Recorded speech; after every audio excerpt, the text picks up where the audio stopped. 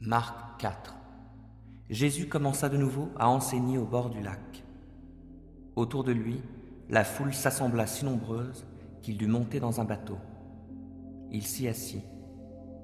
Le bateau était sur le lac, et tous les gens, tournés vers le lac, se tenaient sur le rivage. Il leur enseignait beaucoup de choses, sous forme de paraboles. Voici ce qu'il leur disait. Écoutez, un semeur sortit pour semer. Or, comme il répandait sa semence, des grains tombèrent au bord du chemin. Les oiseaux vinrent et les mangèrent. D'autres tombèrent sur un sol rocailleux, et ne trouvant qu'une mince couche de terre, ils levèrent rapidement parce que la terre sur laquelle ils étaient tombés n'était pas profonde. Mais quand le soleil monta dans le ciel, les petits plants furent vite brûlés, et comme ils n'avaient pas vraiment pris racine, ils séchèrent. D'autres grains tombèrent parmi les ronces. Celles-ci grandirent et étouffèrent les jeunes pousses, si bien qu'elles ne produisirent pas de fruits. D'autres encore tombèrent dans la bonne terre et donnèrent des épis qui poussèrent et se développèrent jusqu'à maturité, produisant l'un 30 grains, un autre 60, un autre 100. Jésus ajouta : Celui qui a des oreilles pour entendre, qu'il entende. Quand il fut seul avec eux, ceux qui l'accompagnaient, ainsi que les 12, lui demandèrent ce que signifiaient les paraboles qu'il venait de raconter. Il leur dit : Les secrets du royaume de Dieu vous ont été confiés. Mais à ceux du dehors, tout est présenté au moyen de paraboles, afin que, lorsqu'ils voient de leurs propres yeux, ils ne saisissent pas. Quand ils entendent de leurs propres oreilles, ils ne comprennent pas, de peur qu'ils reviennent à Dieu et reçoivent le pardon de leurs fautes. Puis il leur dit : Vous ne comprenez pas cette parabole ? Comment alors comprendrez-vous les autres ? Le semeur, c'est celui qui sème la parole. Certains hommes se trouvent au bord du chemin, où la parole a été semée. À peine l'ont-ils entendu que Satan vient arracher la parole qui a été semée en eux. Puis, il y a ceux qui reçoivent la semence sur le sol rocailleux. Quand ils entendent la parole, ils l'acceptent aussitôt avec joie. Mais ils ne la laissent pas prendre racine en eux, car ils sont inconstants. Que surviennent des difficultés ou la persécution à cause de la parole, et les voilà qui abandonnent tout. D'autres reçoivent la semence parmi les ronces. Ce sont ceux qui écoutent la parole, mais en qui elle ne porte pas de fruits, parce qu'elle est étouffée par les soucis de ce monde, l'attrait trompeur des richesses et toutes sortes d'autres passions qui pénètrent en eux. Enfin, il y a ceux qui reçoivent la semence dans la bonne terre. Ce sont ceux qui écoutent la parole, qui la reçoivent et qui portent du fruit. Un grain en donne 30, un autre 60, un autre 100. Il leur dit aussi : Est-ce qu'on apporte une lampe pour la mettre sous une mesure à grains ou sous un lit ? N'est-ce pas plutôt pour la mettre sur un pied de lampe ? Tout ce qui est caché doit être mis en lumière. Tout ce qui est secret doit paraître au grand jour. Si quelqu'un a des oreilles pour entendre, qu'il entende. Il ajouta : Faites bien attention à ce que vous entendez. On vous appliquera la mesure dont vous vous serez servi pour mesurer, et on y ajoutera. Car à celui qui a, on donnera encore, mais à celui qui n'a pas, on ôtera même ce qu'il a. Il dit aussi : Il en est du royaume de Dieu comme d'un homme qui a répandu de la semence dans son champ. À présent, qu'il dorme ou qu'il veille, la nuit comme le jour, le grain germe et la plante grandit, sans qu'il s'en préoccupe. D'elle-même, la terre fait pousser le blé, d'abord la tige, puis l'épi vert, et enfin les grains de blé remplissant cet épi.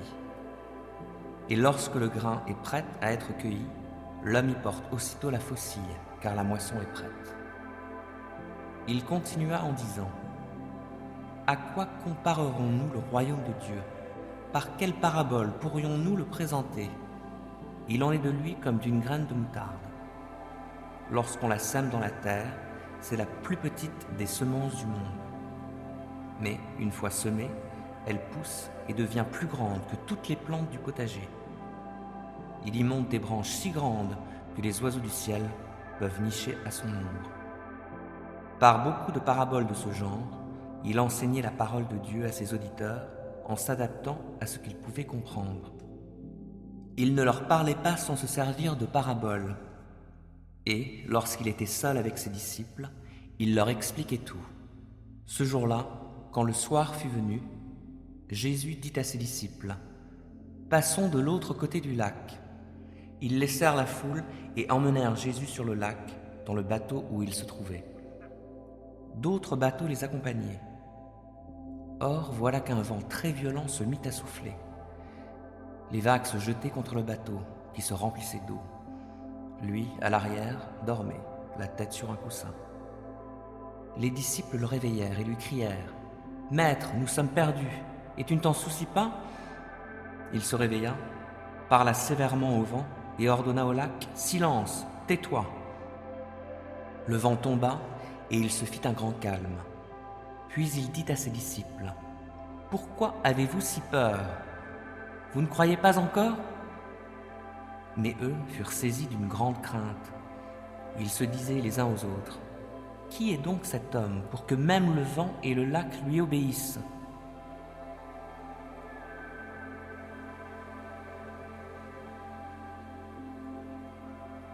Ésaïe 4. En ce jour-là, 7 femmes saisiront un seul homme et elles lui diront : Nous pourvoirons à notre nourriture et à nos vêtements, mais permets seulement que nous portions ton nom. Mets fin à notre déshonneur. En ce jour-là, ce que fera germer l'Éternel sera splendide et glorieux, et le fruit du pays sera un magnifique sujet de fierté pour les survivants d'Israël. Alors ceux qui subsisteront, ceux qui resteront à Sion seront appelés saints, tous ceux qui, à Jérusalem, seront inscrits afin d'avoir la vie. Quand l'Éternel aura lavé la souillure des filles de Sion et purifié Jérusalem du sang qu'on y a répandu, par le souffle du jugement, par le souffle de l'incendie, l'Éternel va créer sur toute l'étendue du mont Sion et sur tous ceux qui s'y assembleront une nuée le jour et la nuit la fumée et l'éclat de flammes de feu. Et au-dessus de toute chose, sa gloire sera comme un dais et comme une cabane donnant de l'ombre pendant le jour pour protéger de la chaleur et servant de refuge, d'abri contre l'orage, contre la pluie.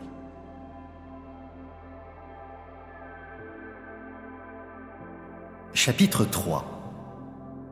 Mon fils, n'oublie pas mon enseignement, et obéis de tout cœur à mes commandements, car ils te procureront de nombreux jours et de nombreuses années de vie, ainsi que la paix.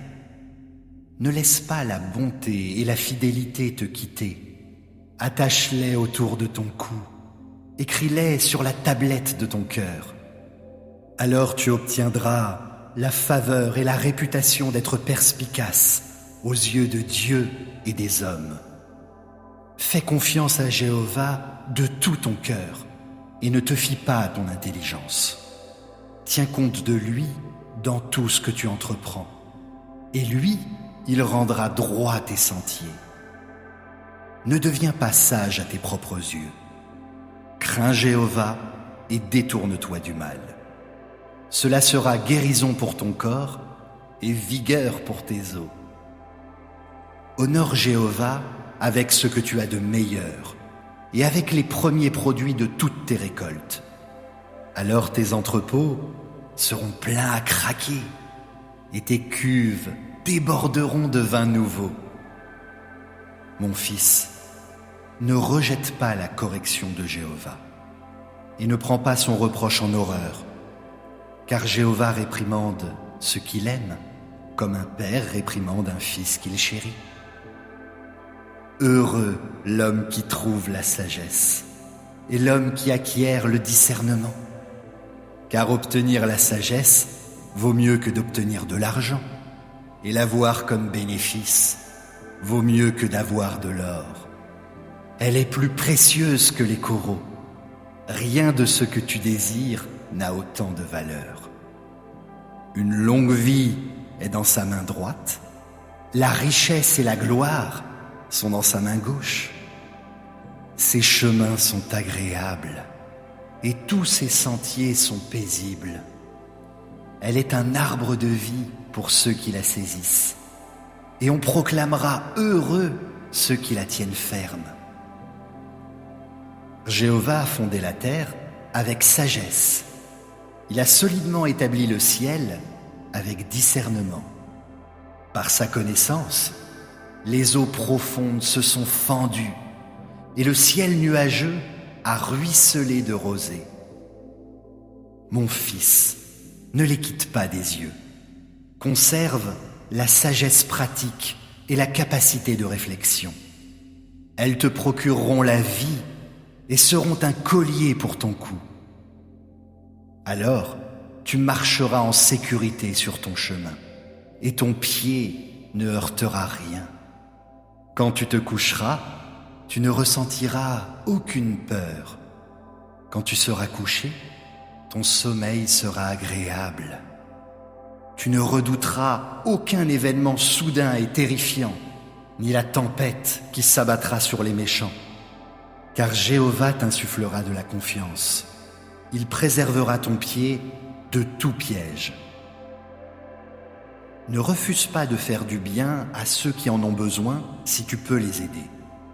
Ne dis pas à ton prochain « Va-t'en, reviens plus tard, je te donnerai quelque chose demain » si tu peux le lui donner maintenant. Ne projette pas de faire du mal à ton prochain alors qu'il habite près de toi avec un sentiment de sécurité. Ne te dispute pas sans raison avec un homme s'il ne t'a rien fait de mal. N'envie pas l'homme violent et n'adopte aucune de ses façons d'agir, car Jéhovah déteste la personne pleine de détours, mais il se fait l'ami intime des hommes droits. La malédiction de Jéhovah est sur la maison du méchant, mais il bénit la demeure des justes, car il se moque des moqueurs, mais il accorde sa faveur aux humbles. Les sages auront l'honneur pour récompense, mais les stupides aiment ce qui attire la honte.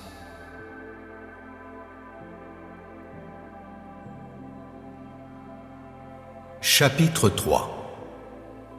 De la même façon, vous les femmes, soyez soumises à vos maris, afin que si quelques-uns n'obéissent pas à la parole, ils soient gagnés sans parole grâce à la conduite de leurs femmes, parce qu'ils auront été témoins de votre conduite pure et pleine de respect.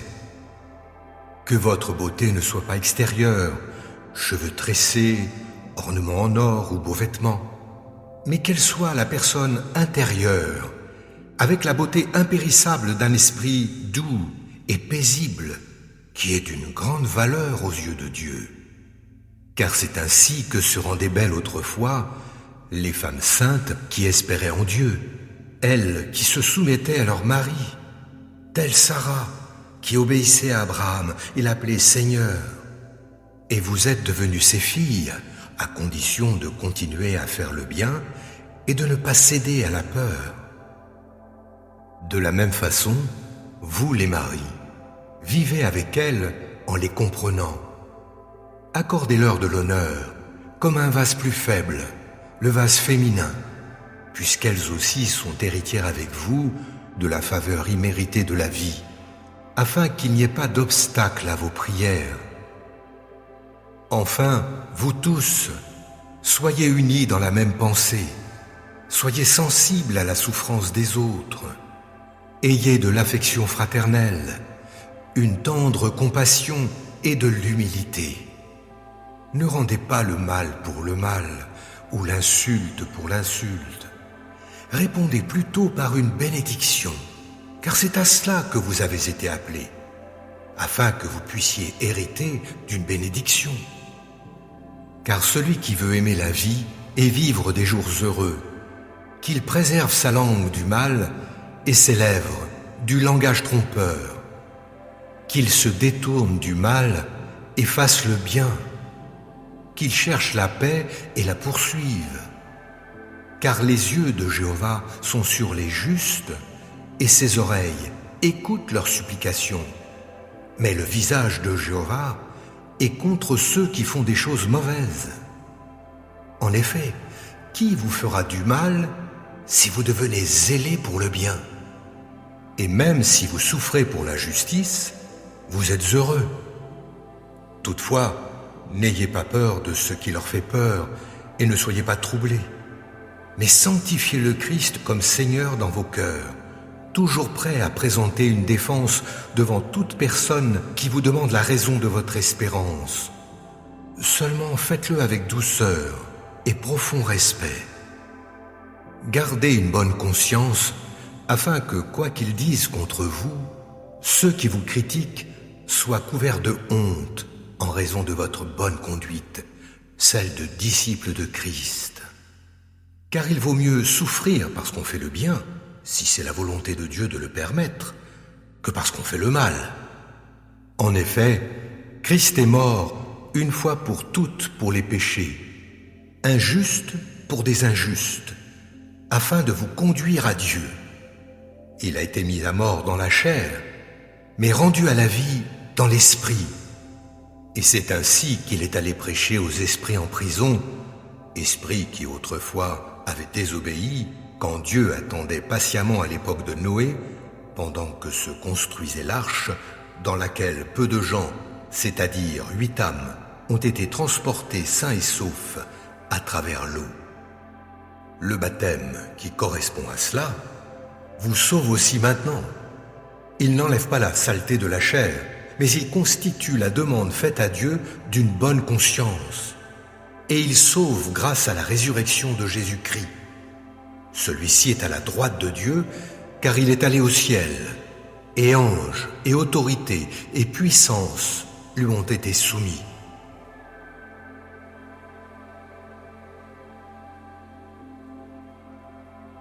Romains 8. Maintenant donc, il n'y a plus de condamnation pour ceux qui sont unis à Jésus-Christ. Car la loi de l'Esprit qui nous donne la vie dans l'union avec Jésus-Christ t'a libéré de la loi du péché et de la mort. Car ce que la loi était incapable de faire, parce que l'état de l'homme la rendait impuissante, Dieu l'a fait. Il a envoyé son propre Fils avec une nature semblable à celle des hommes pécheurs et, pour régler le problème du péché, il a exécuté sur cet homme la sanction qu'encourt le péché. Il l'a fait pour que la juste exigence de la loi soit pleinement satisfaite en ce qui nous concerne, nous qui vivons, non plus à la manière de l'homme livré à lui-même, mais dans la dépendance de l'Esprit. En effet, les hommes livrés à eux-mêmes tendent vers ce qui est conforme à l'homme livré à lui-même, mais ceux qui ont l'Esprit tendent vers ce qui est conforme à l'Esprit. Car ce à quoi tend l'homme livré à lui-même mène à la mort, tandis que ce à quoi tend l'Esprit conduit à la vie et à la paix.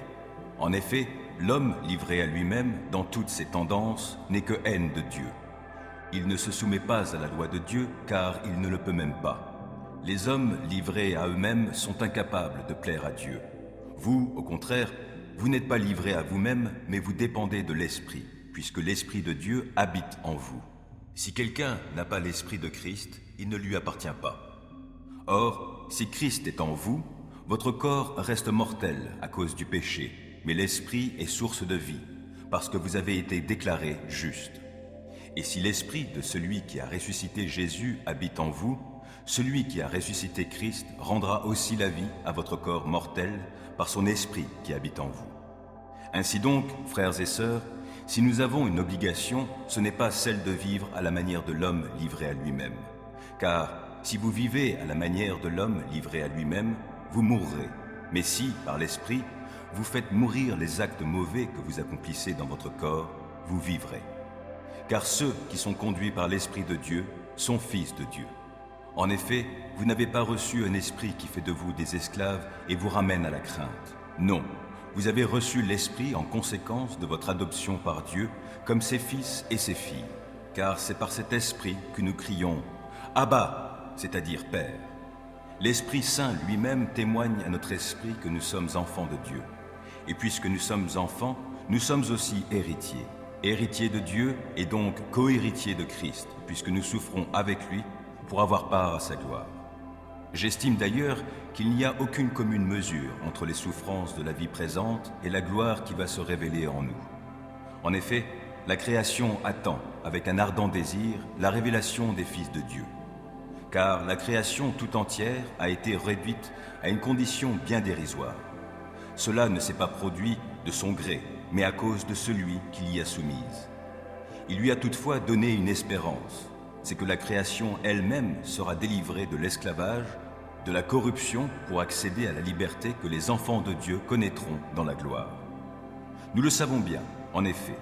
Jusqu'à présent, la création tout entière est unie dans un profond gémissement et dans les douleurs d'un enfantement. Elle n'est pas seule à gémir, car nous aussi, qui avons reçu l'Esprit comme avant-goût de la gloire, nous gémissons du fond du cœur, en attendant d'être pleinement établis dans notre condition de fils adoptifs de Dieu, quand notre corps sera délivré. Car nous sommes sauvés, mais c'est en espérance. Or, voir ce que l'on espère, ce n'est plus espérer. Qui, en effet, continue à espérer ce qu'il voit? Mais si nous ne voyons pas ce que nous espérons, nous l'attendons avec persévérance. De même, l'Esprit vient nous aider dans notre faiblesse. En effet, nous ne savons pas prier comme il faut, mais l'Esprit lui-même intercède en gémissant d'une manière inexprimable. Et Dieu qui scrute les cœurs sait ce vers quoi tend l'Esprit, car c'est en accord avec Dieu qu'il intercède pour les membres du peuple saint. Nous savons en outre que Dieu fait concourir toutes choses au bien de ceux qu'il aime, de ceux qui ont été appelés conformément au plan divin. En effet, ceux que Dieu a connus d'avance, il les a aussi destinés d'avance à devenir conformes à l'image de son Fils, afin que celui-ci soit l'aîné de nombreux frères et sœurs. Ceux qu'il a ainsi destinés, il les a aussi appelés à lui. Ceux qu'il a ainsi appelés, il les a aussi déclarés justes, et ceux qu'il a déclarés justes, il leur a aussi donné sa gloire. Que dire de plus? Si Dieu est pour nous, qui se lèvera contre nous? Lui qui n'a même pas épargné son propre Fils, mais l'a livré pour nous tous, comment ne nous donnerait-il pas aussi tout avec lui? Qui accusera encore les élus de Dieu? Dieu lui-même les déclare justes. Qui les condamnera? Christ est mort, bien plus. Il est ressuscité. Il est à la droite de Dieu et il intercède pour nous. Qu'est-ce qui pourra nous arracher à l'amour de Christ? La détresse ou l'angoisse? La persécution? La faim? La misère? Le danger ou l'épée? Car il nous arrive ce que dit l'Écriture. À cause de toi, nous sommes exposés à la mort à longueur de jour. On nous considère comme des moutons destinés à l'abattoir. Mais dans tout cela, nous sommes bien plus que vainqueurs par celui qui nous a aimés. Oui, j'en ai l'absolue certitude. Ni la mort, ni la vie, ni les anges, ni les dominations, ni le présent, ni l'avenir, ni les puissances, ni ce qui est en haut, ni ce qui est en bas, ni aucune autre créature, rien ne pourra nous arracher à l'amour que Dieu nous a témoigné en Jésus-Christ, notre Seigneur. Hébreux 13. Que votre amour fraternel demeure vivant. Ne négligez pas de pratiquer l'hospitalité, car certains, en l'exerçant, ont accueilli des anges sans le savoir. Ayez le souci de ceux qui sont en prison, comme si vous étiez en prison avec eux, et de ceux qui sont maltraités, puisque vous aussi, vous partagez leurs conditions terrestres. Que chacun respecte le mariage, et que les époux restent fidèles l'un à l'autre, car Dieu jugera les débauchés et les adultères. Que votre conduite ne soit pas guidée par l'amour de l'argent. Contentez-vous de ce que vous avez présentement. Car Dieu lui-même a dit « Je ne te laisserai pas, non, je ne t'abandonnerai jamais ». Aussi pouvons-nous dire avec assurance « Le Seigneur vient à mon secours, je n'aurai pas de crainte. Que me feraient les hommes ?» Souvenez-vous de vos anciens conducteurs qui vous ont annoncé la parole de Dieu. Considérez l'aboutissement de toute leur vie et imitez leur foi. Jésus-Christ est le même hier, aujourd'hui et pour toujours. Ne vous laissez pas entraîner par toutes sortes de doctrines qui sont étrangères à notre foi. Ce qui est bien, en effet, c'est que notre cœur soit affermi par la grâce divine et non par des aliments qui n'ont jamais profité à ceux qui avaient coutume de les consommer. Nous avons un autel, mais les prêtres qui servent dans le sanctuaire n'ont pas le droit de manger ce qui est offert. En effet, le sang des animaux offerts en sacrifice pour le péché est apporté dans le sanctuaire par le grand prêtre, mais leurs corps sont brûlés à l'extérieur du camp. C'est pourquoi Jésus, lui aussi, est mort à l'extérieur de la ville, pour purifier le peuple par son propre sang. Allons donc à lui en sortant à l'extérieur du camp, et acceptons d'être méprisés comme lui, car ici-bas, nous n'avons pas de cité permanente. C'est la cité à venir que nous recherchons. Par Jésus, offrons donc en tout temps à Dieu un sacrifice de louange qui consiste à célébrer son nom. Ne négligez pas de pratiquer la bienfaisance et l'entraide. Voilà les sacrifices auxquels Dieu prend plaisir. Obéissez à vos conducteurs et soumettez-vous à eux, car ils veillent sur vous, en sachant qu'ils devront un jour rendre compte à Dieu de leur service.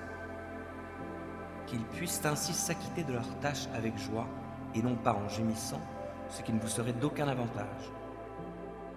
Priez pour nous, car nous sommes convaincus d'avoir une bonne conscience, puisque nous sommes résolus à bien nous conduire en toute occasion. Je vous demande tout particulièrement de prier pour que je vous sois bien vite rendu. Le Dieu qui donne la paix a ressuscité notre Seigneur Jésus, qui est devenu le grand berger des brebis, en scellant de son sang une alliance éternelle. Que ce Dieu vous rende capable de faire le bien sous toutes ses formes, pour que vous accomplissiez sa volonté, qu'il réalise lui-même en nous, par Jésus-Christ, ce qui lui est agréable. À lui soit la gloire pour l'éternité. Amen. Je vous le demande, frères et sœurs, accueillez avec patience la parole d'encouragement que je vous adresse. Je vous ai d'ailleurs écrit brièvement. Sachez que notre frère Timothée a été libéré. S'il arrive assez tôt, j'irai vous voir avec lui. Saluez tous vos dirigeants et tous ceux qui font partie du peuple saint. Les frères et sœurs d'Italie vous saluent.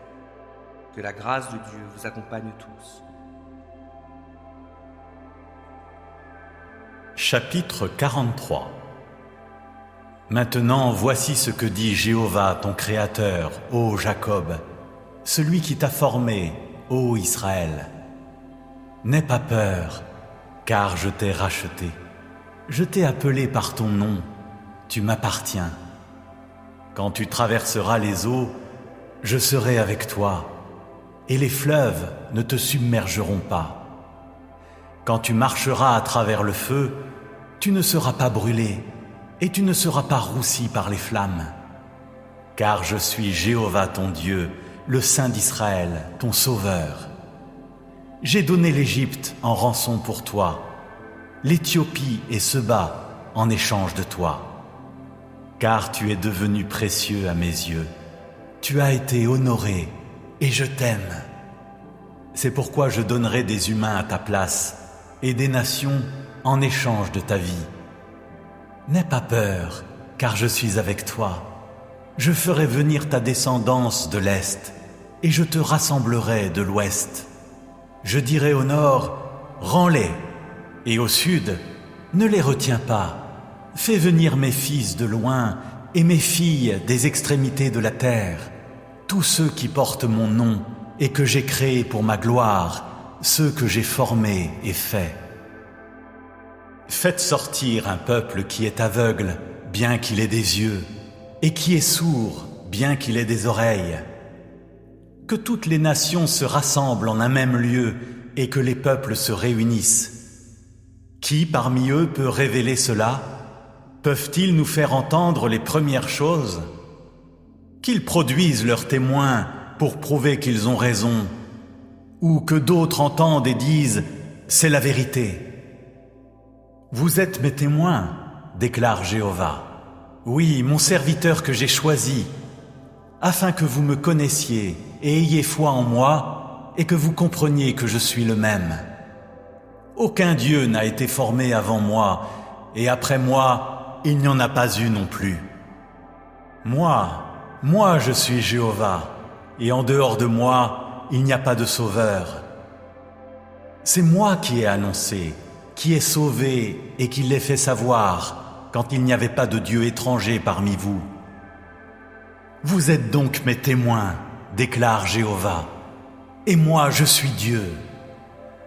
De plus, je suis toujours le même, et personne ne peut arracher quoi que ce soit de ma main. Quand j'agis, qui peut s'y opposer? Voici ce que dit Jéhovah, votre racheteur, le Saint d'Israël. Pour vous, j'enverrai quelqu'un à Babylone, et je ferai tomber toutes les barres des portes. et les Chaldéens, dans leurs navires, pousseront des cris de détresse. Je suis Jéhovah, votre Saint, le Créateur d'Israël, votre Roi. Voici ce que dit Jéhovah, celui qui ouvre un chemin à travers la mer et un sentier à travers les eaux agitées, celui qui fait sortir le char et le cheval, l'armée avec ses puissants guerriers. Ils se coucheront et ne se relèveront pas. Ils s'éteindront, soufflés comme la flamme d'une mèche. Ne vous rappelez pas les choses anciennes et ne vous attardez pas sur le passé. Regardez, je fais quelque chose de nouveau. C'est déjà en train de germer. Ne le voyez-vous pas? Je ferai passer un chemin à travers le désert et des fleuves à travers les terres désertiques. Les animaux sauvages m'honoreront, les chacals et les autruches, car je fournirai de l'eau dans le désert, des fleuves dans les terres désertiques, pour que boive mon peuple, celui que j'ai choisi, le peuple que j'ai formé pour moi, afin qu'il proclame ma louange. Mais tu ne m'as pas prié, ô Jacob, parce que tu t'es fatigué de moi, ô Israël.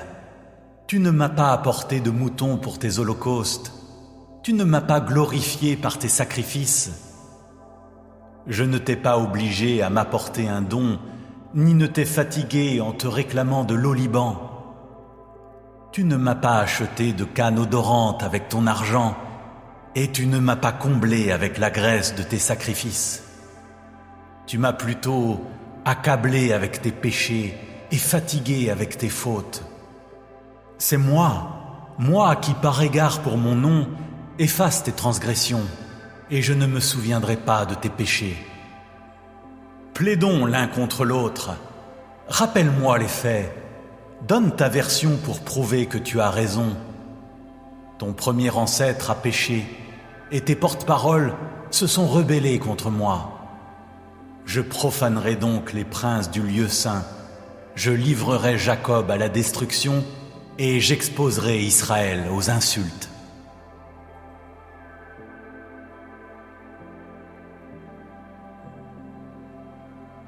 Jean 14. Jésus dit: que votre cœur ne se trouble pas. Ayez foi en Dieu. Ayez aussi foi en moi. Dans la maison de mon Père, il y a beaucoup de demeures. Si ce n'était pas vrai, je vous l'aurais dit. En effet, je vais vous préparer une place. Lorsque je vous aurai préparé une place, je reviendrai et je vous prendrai avec moi, afin que vous soyez, vous aussi, là où je suis. Mais vous en connaissez le chemin. Thomas lui dit: Seigneur, nous ne savons même pas où tu vas. Comment pourrions-nous savoir par quel chemin on y parvient? Je suis moi le chemin, répondit Jésus, la vérité et la vie. Personne ne va au Père sans passer par moi. Si vous me connaissez, vous connaîtrez aussi mon Père. Et maintenant déjà vous le connaissez, vous l'avez même vu. Philippe intervint: Seigneur, montre-nous le Père, et cela nous suffit. Et quoi, lui répondit Jésus, après tout le temps que j'ai passé avec vous, tu ne me connais pas encore, Philippe? Celui qui m'a vu a vu le Père. Comment peux-tu dire montre-nous le Père? Ne crois-tu pas que je suis dans le Père et que le Père est en moi? Ce que je vous dis, je ne le dis pas de moi-même. Le Père demeure en moi, et c'est lui qui accomplit ainsi ses propres œuvres. Croyez-moi, je suis dans le Père, et le Père est en moi. Sinon, croyez au moins à cause des œuvres que vous m'avez vu accomplir. Vraiment, je vous l'assure, celui qui croit en moi accomplira les œuvres que je fais. Il en fera même de plus grandes, parce que je vais auprès du Père. Et quoi que ce soit que vous demandiez en mon nom, je le réaliserai pour que la gloire du Père soit manifestée par le Fils. Je le répète, si vous me demandez quelque chose en mon nom, je le ferai. Si vous m'aimez, vous suivrez mes commandements. Et moi, je demanderai au Père de vous donner un autre défenseur en justice, afin qu'il reste pour toujours avec vous. C'est l'Esprit de vérité, celui que le monde est incapable de recevoir parce qu'il ne le voit pas et ne le connaît pas. Quant à vous, vous le connaissez, car il demeure auprès de vous, et il sera en vous. Non, je ne vous laisserai pas orphelin, mais je reviendrai vers vous. Sous peu, le monde ne me verra plus, mais vous me verrez, parce que je vis et que vous aussi, vous vivrez. Quand ce jour viendra, vous connaîtrez que je suis en mon Père. Vous saurez aussi que vous êtes en moi et que moi je suis en vous. Celui qui m'aime, c'est celui qui retient mes commandements et les applique. Mon Père aimera celui qui m'aime. Moi aussi, je l'aimerai et je me ferai connaître à lui. Jude, qu'il ne faut pas confondre avec Judas Iscariote, lui demanda « Seigneur, pourquoi est-ce seulement à nous que tu veux te manifester, et non au monde ?» Jésus lui répondit « Si quelqu'un m'aime, il obéira à ma parole. Mon Père aussi l'aimera. Nous viendrons à lui et nous établirons notre demeure chez lui. Mais celui qui ne m'aime pas, ne met pas mes paroles en pratique. Or cette parole que vous entendez ne vient pas de moi, c'est la parole même du Père qui m'a envoyé. Je vous dis tout cela pendant que je suis encore avec vous.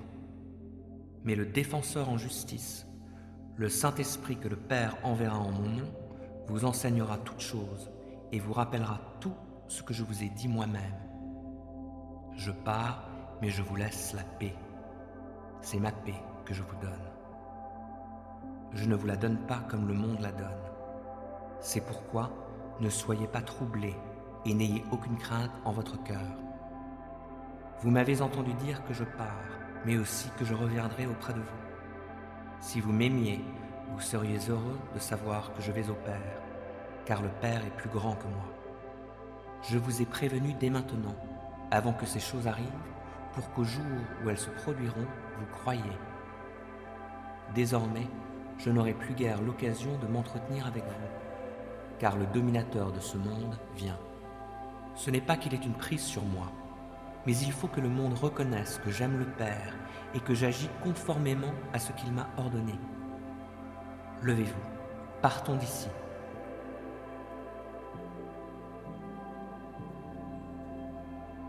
Psaume 46. Dieu est pour nous un rempart, il est un refuge, un secours toujours offert lorsque survient la détresse. Aussi, nous ne craignons rien quand la terre est secouée, quand les montagnes s'effondrent, basculant au fond des mers, quand, grondant et bouillonnant, les flots des mers se soulèvent et ébranlent les montagnes. Il est un cours d'eau dont les bras réjouissent la cité de Dieu, la demeure sainte du Très-Haut. Dieu réside au milieu d'elle. Elle n'est pas ébranlée, car Dieu vient à son secours dès le point du jour. Des peuples s'agitent et des royaumes s'effondrent. La voix de Dieu retentit et la terre se dissout. Avec nous est l'Éternel des armées célestes. Nous avons pour citadelle le Dieu de Jacob. Venez, contemplez tout ce que l'Éternel fait, les ravages qu'il opère sur la terre. Il fait cesser les combats jusqu'aux confins de la terre. L'arc, il l'a brisé et il a rompu la lance. Il a consumé au feu tous les chars de guerre. Arrêtez, dit-il, reconnaissez-moi pour Dieu. Je serai glorifié par les peuples, je serai glorifié sur la terre. Avec nous est l'Éternel des armées célestes. Nous avons pour citadelle le Dieu de Jacob. Psaume 27. Oui, l'Éternel est ma lumière et mon sauveur. De qui aurais-je crainte? L'Éternel est ma forteresse. Il protège ma vie. De qui aurais-je peur? Que des méchants s'avancent contre moi, voulant me nuire, ce sont mes ennemis, mes oppresseurs, qui perdent pied et tombent. Qu'une armée vienne m'assiéger, mon cœur reste sans crainte. Que l'on me déclare la guerre, je suis plein d'assurance. J'ai présenté à l'Éternel un seul souhait, mais qui me tient vraiment à cœur. Je voudrais habiter dans la maison de l'Éternel tous les jours de ma vie, afin d'admirer l'Éternel dans sa beauté et de chercher à le connaître dans sa demeure. Car il me cache sous sa tente dans les jours du malheur. Au secret de son tabernacle, il me tient abrité. Sur un rocher, il me met hors d'atteinte.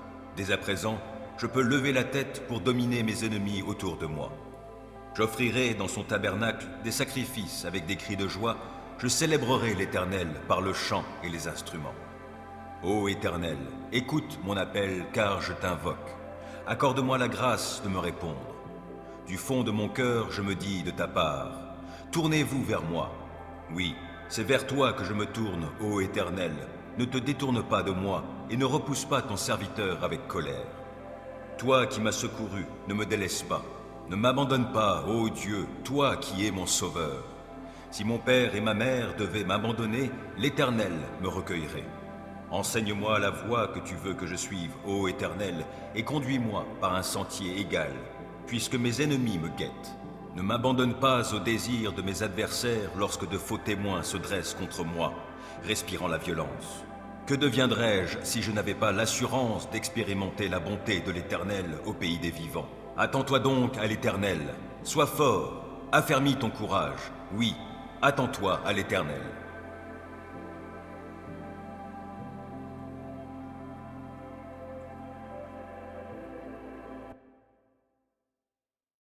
Marc 4. Jésus commença de nouveau à enseigner au bord du lac. Autour de lui, la foule s'assembla si nombreuse qu'il dut monter dans un bateau. Il s'y assit. Le bateau était sur le lac, et tous les gens, tournés vers le lac, se tenaient sur le rivage. Il leur enseignait beaucoup de choses, sous forme de paraboles. Voici ce qu'il leur disait. Écoutez, un semeur sortit pour semer.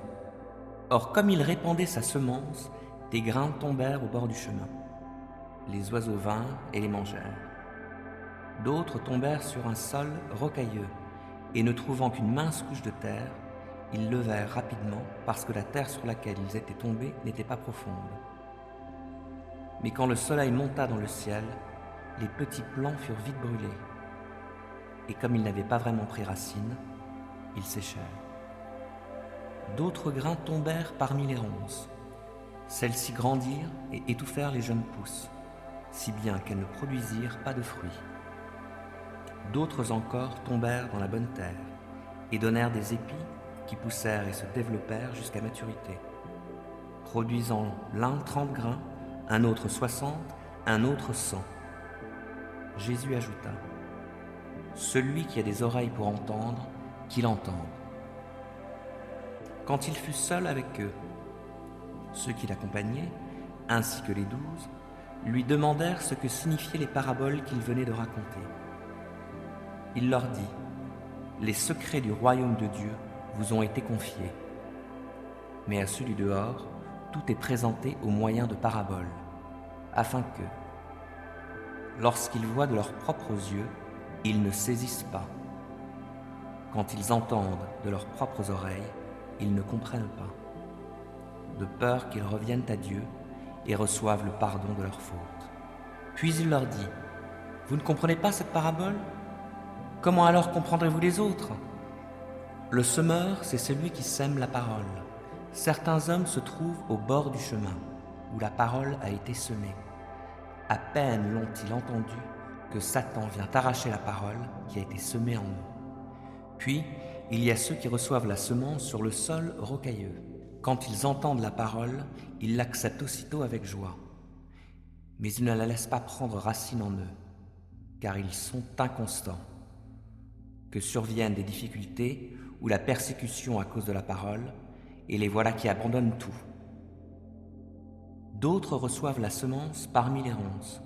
Ce sont ceux qui écoutent la parole, mais en qui elle ne porte pas de fruits, parce qu'elle est étouffée par les soucis de ce monde, l'attrait trompeur des richesses et toutes sortes d'autres passions qui pénètrent en eux. Enfin, il y a ceux qui reçoivent la semence dans la bonne terre. Ce sont ceux qui écoutent la parole, qui la reçoivent et qui portent du fruit. Un grain en donne 30, un autre 60, un autre 100. Il leur dit aussi, « Est-ce qu'on apporte une lampe pour la mettre sous une mesure à grain ou sous un lit? N'est-ce pas plutôt pour la mettre sur un pied de lampe? Tout ce qui est caché doit être mis en lumière. Tout ce qui est secret doit paraître au grand jour. Si quelqu'un a des oreilles pour entendre, qu'il entende. » Il ajouta, « Faites bien attention à ce que vous entendez. On vous appliquera la mesure dont vous vous serez servi pour mesurer, et on y ajoutera. Car à celui qui a, on donnera encore, mais à celui qui n'a pas, on ôtera même ce qu'il a. Il dit aussi, il en est du royaume de Dieu comme d'un homme qui a répandu de la semence dans son champ. À présent, qu'il dorme ou qu'il veille, la nuit comme le jour, le grain germe et la plante grandit, sans qu'il s'en préoccupe. D'elle-même, la terre fait pousser le blé, d'abord la tige, puis l'épi vert, et enfin les grains de blé remplissant cet épi. Et lorsque le grain est prêt à être cueilli, l'homme y porte aussitôt la faucille, car la moisson est prête. Il continua en disant, « À quoi comparerons-nous le royaume de Dieu? Par quelle parabole pourrions-nous le présenter? Il en est de lui comme d'une graine de moutarde. Lorsqu'on la sème dans la terre, c'est la plus petite des semences du monde. Mais, une fois semée, elle pousse et devient plus grande que toutes les plantes du potager. Il y monte des branches si grandes que les oiseaux du ciel peuvent nicher à son ombre. » Par beaucoup de paraboles de ce genre, il enseignait la parole de Dieu à ses auditeurs en s'adaptant à ce qu'ils pouvaient comprendre. Il ne leur parlait pas sans se servir de paraboles. Et, lorsqu'il était seul avec ses disciples, il leur expliquait tout. Ce jour-là, quand le soir fut venu, Jésus dit à ses disciples, « Passons de l'autre côté du lac. » Ils laissèrent la foule et emmenèrent Jésus sur le lac, dans le bateau où il se trouvait. D'autres bateaux les accompagnaient.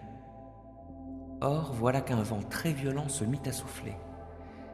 Les vagues se jetaient contre le bateau, qui se remplissait d'eau.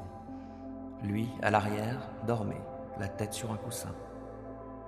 Les disciples le réveillèrent et lui crièrent, « Maître, nous sommes perdus, et tu ne t'en soucies pas ?» Il se réveilla, parla sévèrement au vent et ordonna au lac, « Silence, tais-toi !» Le vent tomba et il se fit un grand calme. Puis il dit à ses disciples, « Pourquoi avez-vous si peur? Vous ne croyez pas encore ?» Mais eux furent saisis d'une grande crainte. Ils se disaient les uns aux autres, « Qui est donc cet homme pour que même le vent et le lac lui obéissent ?»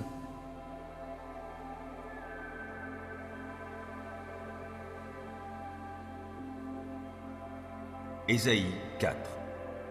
En ce jour-là, 7 femmes saisiront un seul homme et elles lui diront, « Nous pourvoirons à notre nourriture et à nos vêtements, mais permets seulement que nous portions ton nom. Mets fin à notre déshonneur. » En ce jour-là, ce que fera germer l'Éternel sera splendide et glorieux, et le fruit du pays sera un magnifique sujet de fierté pour les survivants d'Israël. Alors ceux qui subsisteront, ceux qui resteront à Sion seront appelés saints, tous ceux qui, à Jérusalem, seront inscrits afin d'avoir la vie. Quand l'Éternel aura lavé la souillure des filles de Sion et purifié Jérusalem du sang qu'on y a répandu, par le souffle du jugement, par le souffle de l'incendie, l'Éternel va créer sur toute l'étendue du mont Sion et sur tous ceux qui s'y assembleront une nuée le jour et la nuit la fumée et l'éclat de flammes de feu. Et au-dessus de toute chose, sa gloire sera comme un dais, et comme une cabane donnant de l'ombre pendant le jour pour protéger de la chaleur, et servant de refuge, d'abri contre l'orage, contre la pluie.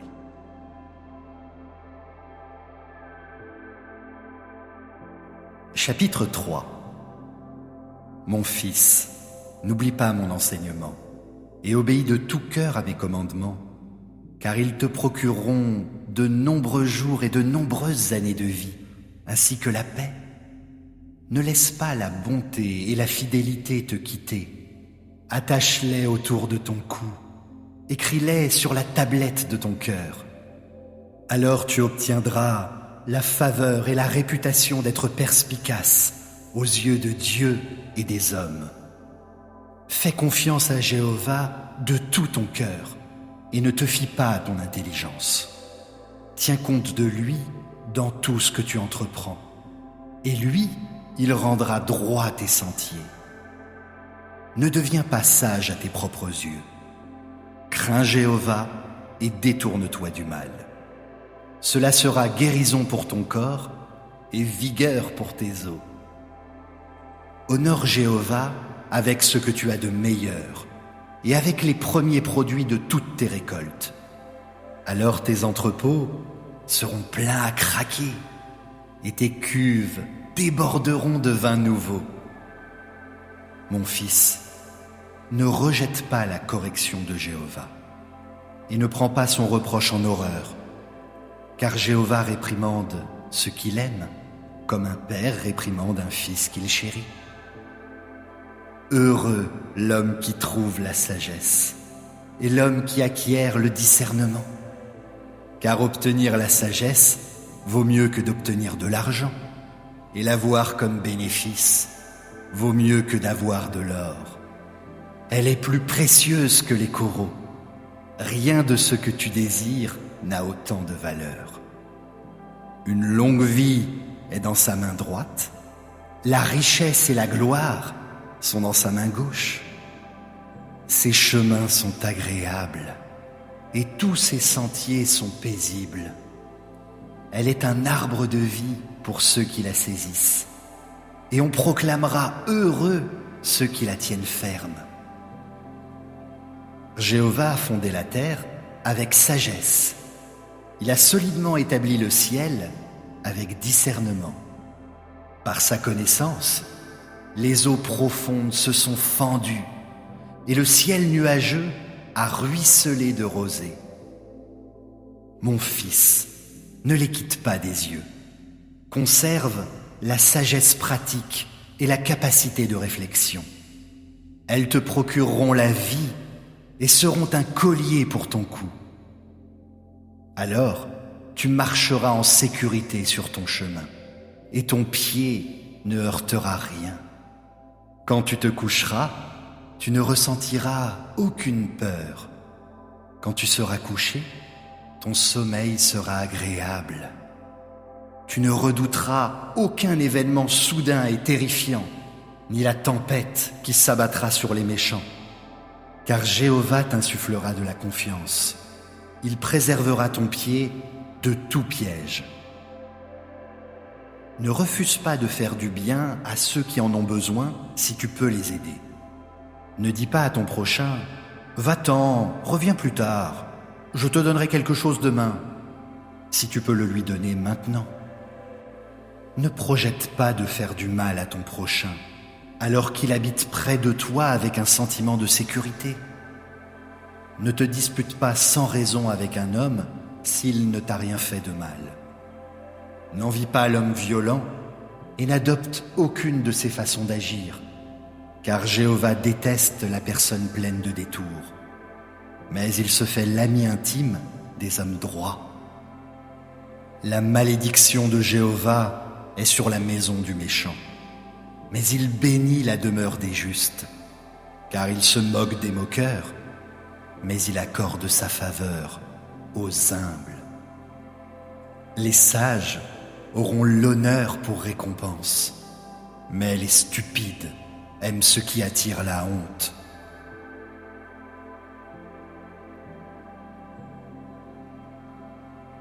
Chapitre 3. De la même façon, vous les femmes, soyez soumises à vos maris, afin que si quelques-uns n'obéissent pas à la parole, ils soient gagnés sans parole grâce à la conduite de leurs femmes, parce qu'ils auront été témoins de votre conduite pure et pleine de respect. Que votre beauté ne soit pas extérieure, cheveux tressés, ornements en or ou beaux vêtements, mais qu'elle soit la personne intérieure, avec la beauté impérissable d'un esprit doux et paisible, qui est d'une grande valeur aux yeux de Dieu. Car c'est ainsi que se rendaient belles autrefois les femmes saintes qui espéraient en Dieu, elles qui se soumettaient à leur mari, telle Sarah, qui obéissait à Abraham et l'appelait Seigneur. Et vous êtes devenues ses filles, à condition de continuer à faire le bien et de ne pas céder à la peur. De la même façon, vous les maris, vivez avec elles en les comprenant. Accordez-leur de l'honneur, comme un vase plus faible, le vase féminin, puisqu'elles aussi sont héritières avec vous de la faveur imméritée de la vie, afin qu'il n'y ait pas d'obstacle à vos prières. Enfin, vous tous, soyez unis dans la même pensée, soyez sensibles à la souffrance des autres, ayez de l'affection fraternelle, une tendre compassion et de l'humilité. Ne rendez pas le mal pour le mal ou l'insulte pour l'insulte. Répondez plutôt par une bénédiction, car c'est à cela que vous avez été appelés, afin que vous puissiez hériter d'une bénédiction. Car celui qui veut aimer la vie et vivre des jours heureux, qu'il préserve sa langue du mal et ses lèvres du langage trompeur, qu'il se détourne du mal et fasse le bien, qu'il cherche la paix et la poursuive. Car les yeux de Jéhovah sont sur les justes et ses oreilles écoutent leurs supplications. Mais le visage de Jéhovah est contre ceux qui font des choses mauvaises. En effet, qui vous fera du mal si vous devenez zélé pour le bien? Et même si vous souffrez pour la justice, vous êtes heureux. Toutefois, n'ayez pas peur de ce qui leur fait peur et ne soyez pas troublés. Mais sanctifiez le Christ comme Seigneur dans vos cœurs, toujours prêt à présenter une défense devant toute personne qui vous demande la raison de votre espérance. Seulement faites-le avec douceur et profond respect. Gardez une bonne conscience afin que, quoi qu'ils disent contre vous, ceux qui vous critiquent soient couverts de honte en raison de votre bonne conduite, celle de disciples de Christ. Car il vaut mieux souffrir parce qu'on fait le bien, si c'est la volonté de Dieu de le permettre, que parce qu'on fait le mal. En effet, Christ est mort une fois pour toutes pour les péchés, injuste pour des injustes, afin de vous conduire à Dieu. Il a été mis à mort dans la chair, mais rendu à la vie dans l'esprit. Et c'est ainsi qu'il est allé prêcher aux esprits en prison, esprits qui autrefois avaient désobéi quand Dieu attendait patiemment à l'époque de Noé, pendant que se construisait l'arche, dans laquelle peu de gens, c'est-à-dire 8 âmes, ont été transportés sains et saufs à travers l'eau. Le baptême qui correspond à cela vous sauve aussi maintenant. Il n'enlève pas la saleté de la chair, mais il constitue la demande faite à Dieu d'une bonne conscience. Et il sauve grâce à la résurrection de Jésus-Christ. Celui-ci est à la droite de Dieu, car il est allé au ciel, et anges, et autorités, et puissances lui ont été soumis.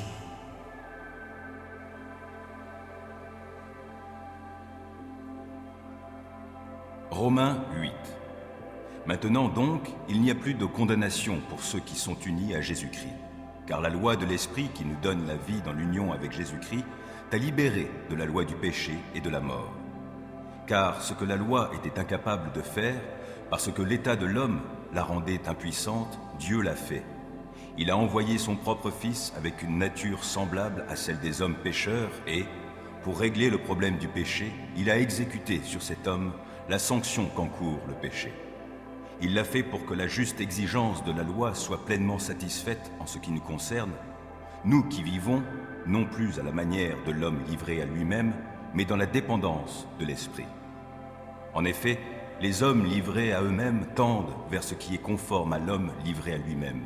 Mais ceux qui ont l'Esprit tendent vers ce qui est conforme à l'Esprit. Car ce à quoi tend l'homme livré à lui-même mène à la mort, tandis que ce à quoi tend l'Esprit conduit à la vie et à la paix. En effet, l'homme livré à lui-même, dans toutes ses tendances, n'est que haine de Dieu. Il ne se soumet pas à la loi de Dieu, car il ne le peut même pas. Les hommes livrés à eux-mêmes sont incapables de plaire à Dieu. Vous, au contraire, vous n'êtes pas livrés à vous-même, mais vous dépendez de l'Esprit, puisque l'Esprit de Dieu habite en vous. Si quelqu'un n'a pas l'Esprit de Christ, il ne lui appartient pas. Or, si Christ est en vous, votre corps reste mortel à cause du péché, mais l'Esprit est source de vie, parce que vous avez été déclarés justes. Et si l'Esprit de celui qui a ressuscité Jésus habite en vous, celui qui a ressuscité Christ rendra aussi la vie à votre corps mortel par son Esprit qui habite en vous. Ainsi donc, frères et sœurs, si nous avons une obligation, ce n'est pas celle de vivre à la manière de l'homme livré à lui-même. Car si vous vivez à la manière de l'homme livré à lui-même, vous mourrez.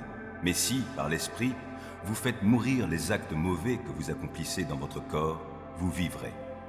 car ceux qui sont conduits par l'Esprit de Dieu sont fils de Dieu.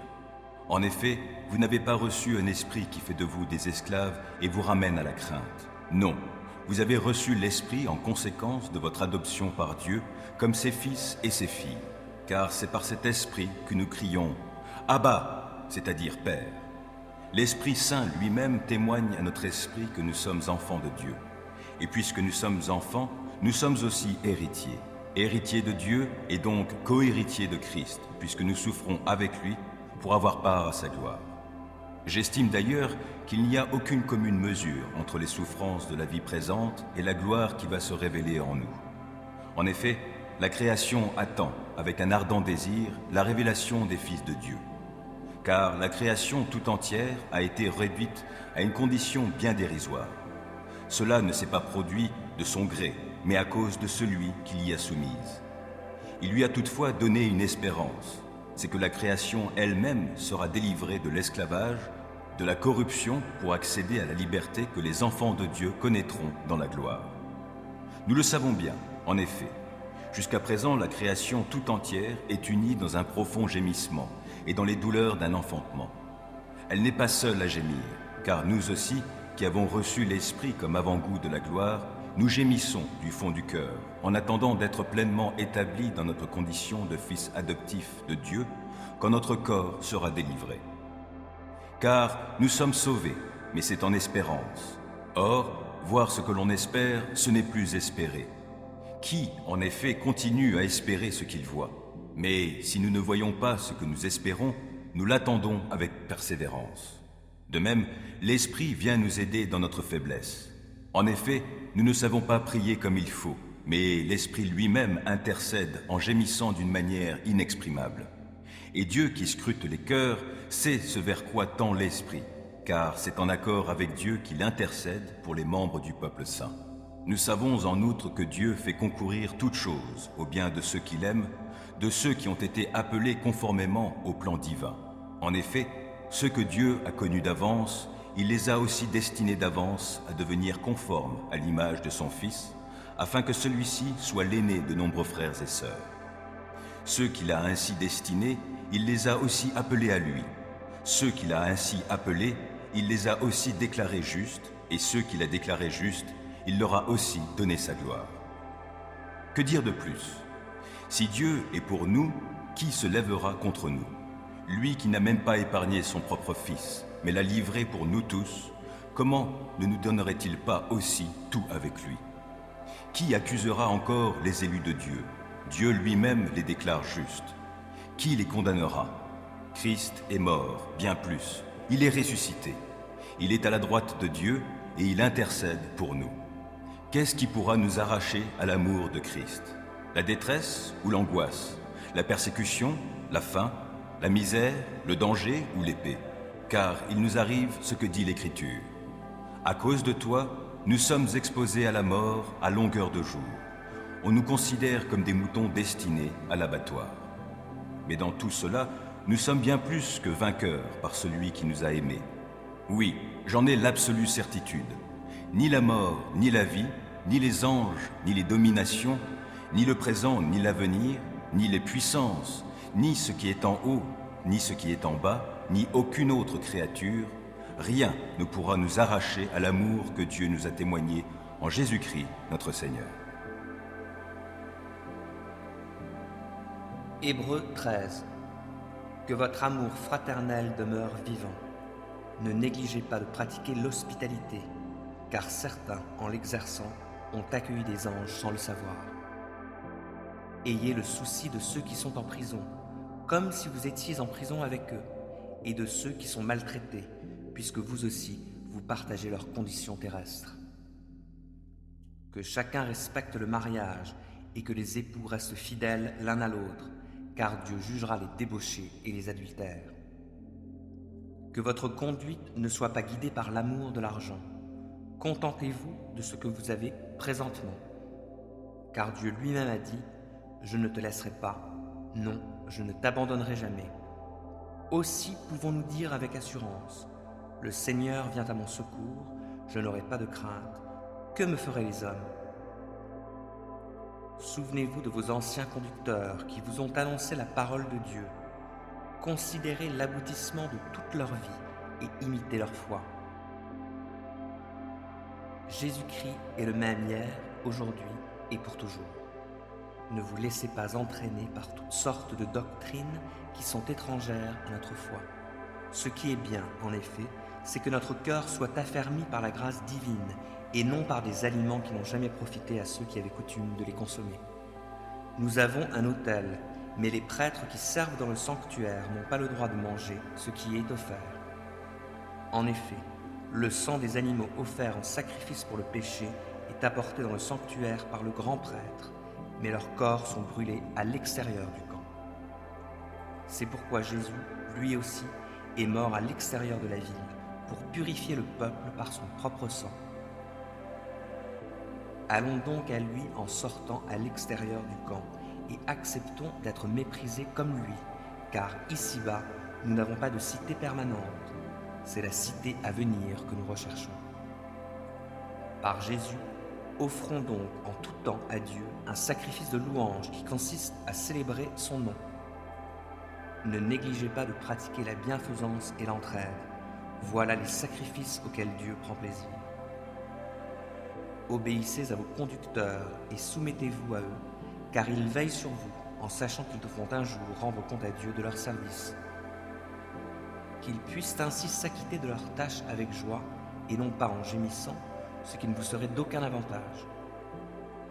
Priez pour nous, car nous sommes convaincus d'avoir une bonne conscience, puisque nous sommes résolus à bien nous conduire en toute occasion.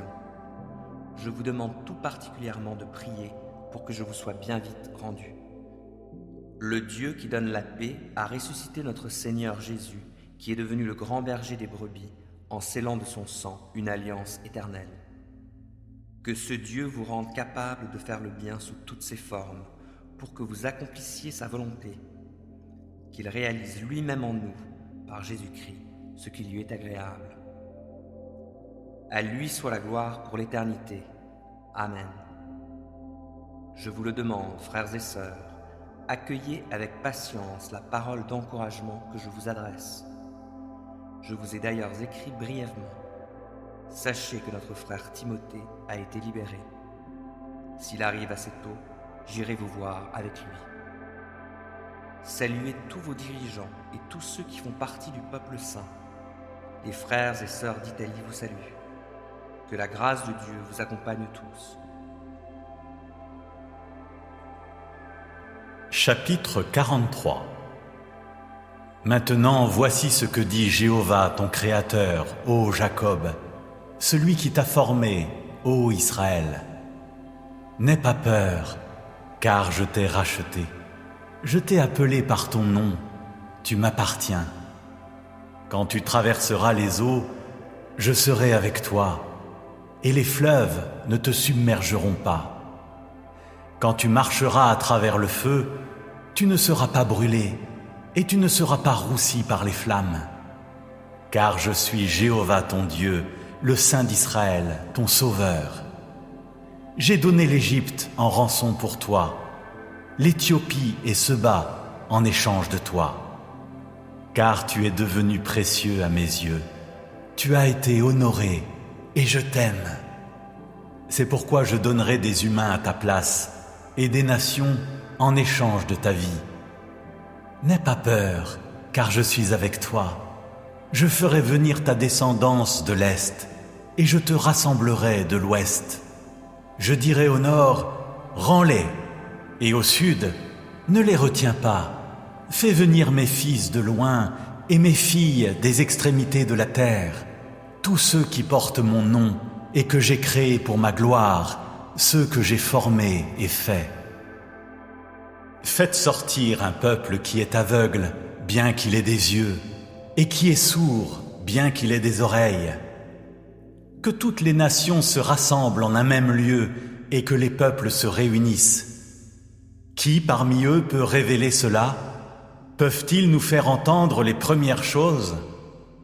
Qu'ils produisent leurs témoins pour prouver qu'ils ont raison, ou que d'autres entendent et disent « c'est la vérité ». Vous êtes mes témoins, déclare Jéhovah. Oui, mon serviteur que j'ai choisi, afin que vous me connaissiez et ayez foi en moi, et que vous compreniez que je suis le même. Aucun Dieu n'a été formé avant moi, et après moi, il n'y en a pas eu non plus. Moi je suis Jéhovah, et en dehors de moi, il n'y a pas de sauveur.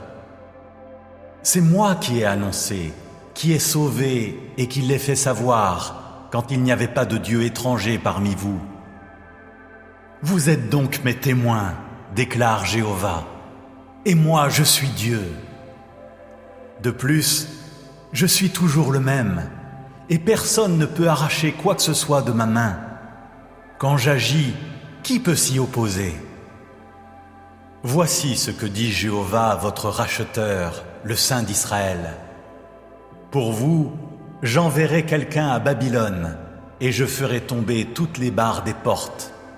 Et les Chaldéens, dans leurs navires, pousseront des cris de détresse. Je suis Jéhovah, votre Saint, le Créateur d'Israël, votre Roi. Voici ce que dit Jéhovah, celui qui ouvre un chemin à travers la mer et un sentier à travers les eaux agitées, celui qui fait sortir le char et le cheval, l'armée avec ses puissants guerriers. Ils se coucheront et ne se relèveront pas. Ils s'éteindront, soufflés comme la flamme d'une mèche. Ne vous rappelez pas les choses anciennes et ne vous attardez pas sur le passé. Regardez, je fais quelque chose de nouveau. C'est déjà en train de germer. Ne le voyez-vous pas? Je ferai passer un chemin à travers le désert et des fleuves à travers les terres désertiques.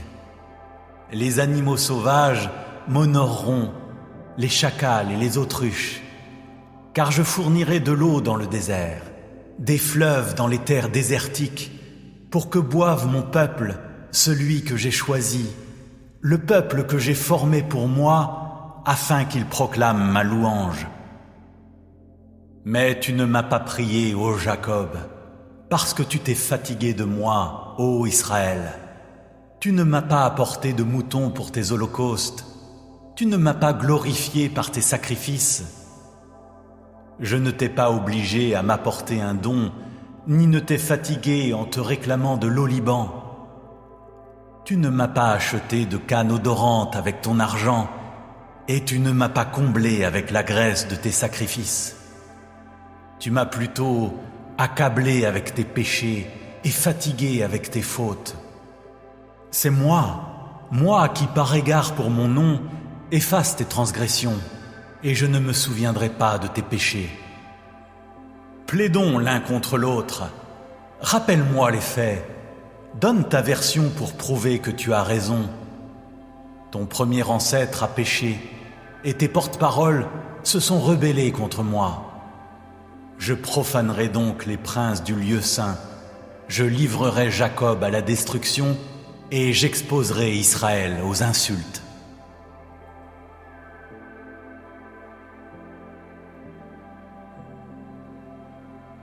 Jean 14. Jésus dit, que votre cœur ne se trouble pas. Ayez foi en Dieu. Ayez aussi foi en moi. Dans la maison de mon Père, il y a beaucoup de demeures. Si ce n'était pas vrai, je vous l'aurais dit. En effet, je vais vous préparer une place. Lorsque je vous aurai préparé une place, je reviendrai et je vous prendrai avec moi, afin que vous soyez, vous aussi, là où je suis. Mais vous en connaissez le chemin. Thomas lui dit, « Seigneur, nous ne savons même pas où tu vas. Comment pourrions-nous savoir par quel chemin on y parvient ?»« Je suis moi le chemin, répondit Jésus, la vérité et la vie. Personne ne va au Père sans passer par moi. Si vous me connaissez, vous connaîtrez aussi mon Père.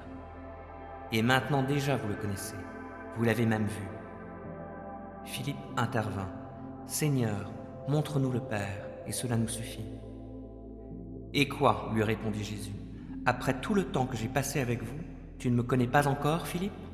Celui qui m'a vu a vu le Père. Comment peux-tu dire, montre-nous le Père? Ne crois-tu pas que je suis dans le Père et que le Père est en moi? Ce que je vous dis, Je ne le dis pas de moi-même. Le Père demeure en moi et c'est lui qui accomplit ainsi ses propres œuvres. Croyez-moi, je suis dans le Père et le Père est en moi. Sinon, croyez au moins à cause des œuvres que vous m'avez vu accomplir. Vraiment, je vous l'assure, celui qui croit en moi accomplira les œuvres que je fais. Il en fera même de plus grandes parce que je vais auprès du Père. Et quoi que ce soit que vous demandiez en mon nom, je le réaliserai pour que la gloire du Père soit manifestée par le Fils. Je le répète, si vous me demandez quelque chose en mon nom, je le ferai. Si vous m'aimez, vous suivrez mes commandements. Et moi, je demanderai au Père de vous donner un autre défenseur en justice, afin qu'il reste pour toujours avec vous. C'est l'Esprit de vérité, celui que le monde est incapable de recevoir parce qu'il ne le voit pas et ne le connaît pas. Quant à vous, vous le connaissez, car il demeure auprès de vous et il sera en vous. Non, je ne vous laisserai pas orphelin, mais je reviendrai vers vous. Sous peu, le monde ne me verra plus, mais vous me verrez parce que je vis et que vous aussi, vous vivrez. Quand ce jour viendra, vous connaîtrez que je suis en mon Père. Vous saurez aussi que vous êtes en moi et que moi je suis en vous. Celui qui m'aime, c'est celui qui retient mes commandements et les applique. Mon Père aimera celui qui m'aime. Moi aussi, je l'aimerai et je me ferai connaître à lui. Jude, qu'il ne faut pas confondre avec Judas Iscariote, lui demanda « Seigneur, pourquoi est-ce seulement à nous que tu veux te manifester et non au monde ?» Jésus lui répondit « Si quelqu'un m'aime, il obéira à ma parole. Mon Père aussi l'aimera. Nous viendrons à lui et nous établirons notre demeure chez lui. Mais celui qui ne m'aime pas ne met pas mes paroles en pratique. Or cette parole que vous entendez ne vient pas de moi, c'est la parole même du Père qui m'a envoyé.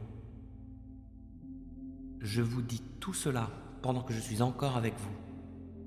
Mais le défenseur en justice, le Saint-Esprit que le Père enverra en mon nom, vous enseignera toutes choses et vous rappellera tout ce que je vous ai dit moi-même. Je pars, mais je vous laisse la paix.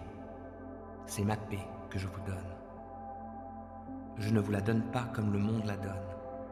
C'est pourquoi ne soyez pas troublés et n'ayez aucune crainte en votre cœur.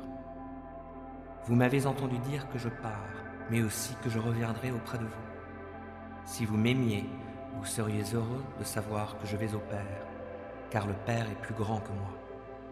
Je vous ai prévenu dès maintenant, avant que ces choses arrivent, pour qu'au jour où elles se produiront, vous croyiez. Désormais, je n'aurai plus guère l'occasion de m'entretenir avec vous, car le dominateur de ce monde vient. Ce n'est pas qu'il ait une prise sur moi, mais il faut que le monde reconnaisse que j'aime le Père et que j'agis conformément à ce qu'il m'a ordonné. Levez-vous, partons d'ici.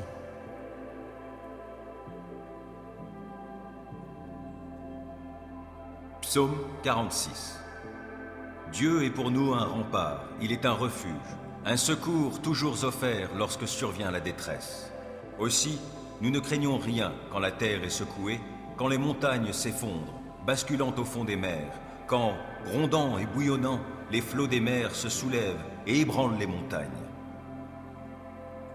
Il est un cours d'eau dont les bras réjouissent la cité de Dieu, la demeure sainte du Très-Haut. Dieu réside au milieu d'elle. Elle n'est pas ébranlée, car Dieu vient à son secours dès le point du jour. Des peuples s'agitent et des royaumes s'effondrent. La voix de Dieu retentit et la terre se dissout. Avec nous est l'Éternel des armées célestes. Nous avons pour citadelle le Dieu de Jacob. Venez, contemplez tout ce que l'Éternel fait, les ravages qu'il opère sur la terre. Il fait cesser les combats jusqu'aux confins de la terre. L'arc, il l'a brisé et il a rompu la lance.